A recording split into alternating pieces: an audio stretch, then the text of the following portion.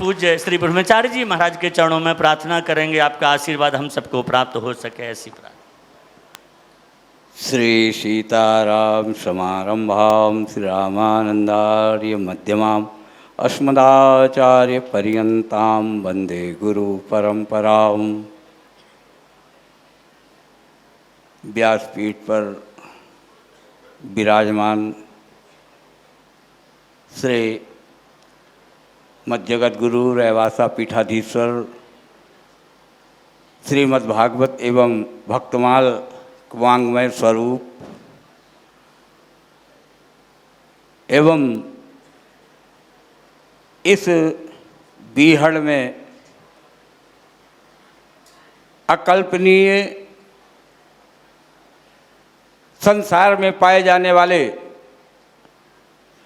समस्त कमल स्वरूप अनेकानेक इस गौधाम गौ सेवा के साथ अनेकों प्रकल्प का संचालन करने वाले श्री महाराज जी, हमारे साधु समाज के सिरमौर वृंदावन के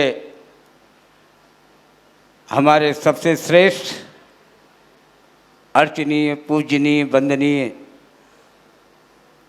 श्री फूलडोलदास जी महाराज जी, मेरे ही बगल में विराजमान,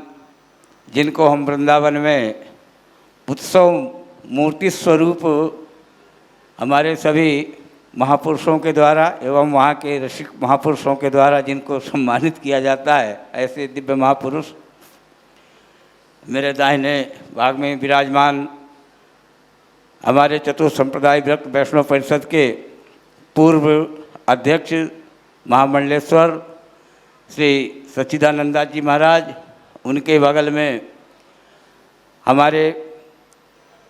ब्रज प्रदेश अखाड़ा परिषद के अध्यक्ष श्री महंत हरिशंकर दास जी महाराज एवं हमारे वृंदावन से पधारे समस्त महंत श्री महंत महामंडलेश्वर, मंच पर विराजमान राजस्थान में वर्तमान में जो भीष्म पितामह के रूप में भारतीय राजनीति और भारतीय जनता पार्टी के मध्य में है, ऐसे तिवारी जी, समस्त भक्त एवं मातृशक्ति। मैं कथा का समय है, मैं अल्प में इतना ही कहूँगा कि किसी सुंदर साधन सुसंपन्न हरित क्षेत्र में उपस्थित किसी भूमि के काश्तकार को विशेष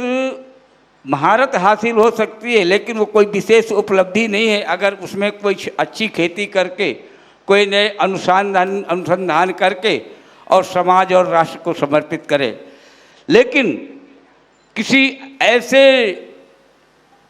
निर्जन में और निर्जल में, जहाँ निर्जल है और निर्जन भी है, ऐसी ऊसर भूमि में, ऐसी बंजर भूमि में खेती कर और उससे भी ज़्यादा दुगनी पैदावार देने वाले को ही ख्याति मिलेगी। और मैं तो ये कहूँगा कि इस ऐसे ही निर्जल और निर्जन भूमि में बैठ करके हमारे श्री पीठाधीश्वर जी महाराज ने अपने तप त्याग, अपने परिकरों के साथ और उनके अतुलनीय सहयोग से इस बंजर भूमि, जहाँ मानवीयता का भी अभाव है इस क्षेत्र में, क्योंकि यहाँ गौ सेवा जहाँ हो रही है, ये तो गौ घातक लोगों का क्षेत्र था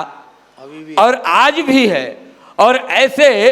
क्षेत्र में गौओं की सुरक्षा करना और गौओं को इतनी उन्नत किस्में यहाँ से तैयार कर देना गायों की, और इतना सुंदर संवर्धन कर देना, ये किसी साधारण व्यक्तित्व का कार्य नहीं हो सकता है। ये ऐसी साधारण व्यक्तित्वशाली व्यक्ति ऐसा प्रभुत्व लेकर के जब इस धराधाम पर आते हैं तभी ऐसे निर्जन वनों को सजाया और संवारा जा सकता है जो हमारे श्री पीठाधीश्वर महाराज ने यहाँ पर किया है। ये एक बहुत बड़ा चमत्कार है। आज के 10-20 साल पहले जब तक इस गौधाम की स्थापना नहीं हुई थी, जो आज पूर्ण रूपेण जो हम अनेकानेक ग्रंथों में गौलोक की परिकल्पना करते हैं, वहाँ का सौंदर्य का वर्णन पढ़ते हैं, शायद उसमें से थोड़ी बहुत हो अंतर, नहीं तो आज ये पूर्ण रूपेण गौधाम का स्वरूप, गौलोक का स्वरूप आज आपके तपस्या के बल पर बना। आपने यहाँ पर, और साथ ही यह एक ऐसी भूमि है कि जहाँ से आपने ऐसी हुंकार और ललकार भरी है कि इन विधर्मियों के दिल दहला देने वाला कार्य यहाँ से हुआ है। और समस्त भारतवर्ष, समस्त राष्ट्र और समस्त सनातन प्रेमियों के लिए एक प्रेरणादायक कदम है और इससे एक बहुत बड़ी प्रेरणा मिलेगी। हमारे सनातन के लिए आवश्यक है कि इस तरह के महापुरुष जगह जगह पर बैठ करके और उन्हीं जगहों को ही चिन्हित करें जो मूलतः इसी रूप में जानी जाती हैं जैसे ये जानी जाती थी, ताकि इनका दिल कांप जाए, दिल डोल जाए और हमारा ये सारा भारतवर्ष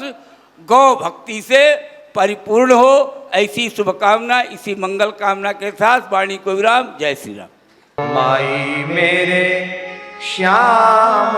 लगो